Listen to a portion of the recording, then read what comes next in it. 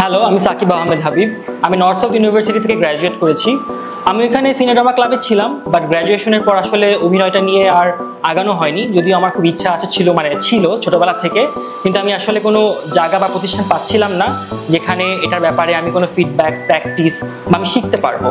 So I am blessed, আমি casting ক্যাটের এটার সন্ধান পাই, এবং এখানে আসার পরে সবথেকে ভালো লেগেছে এখানে ডিফারেন্ট টাইপস অফ গেমস আছে, যেটা আমার অ্যাক্টিংটা আরও উন্নতি করতে আমাকে সাহায্য করেছে।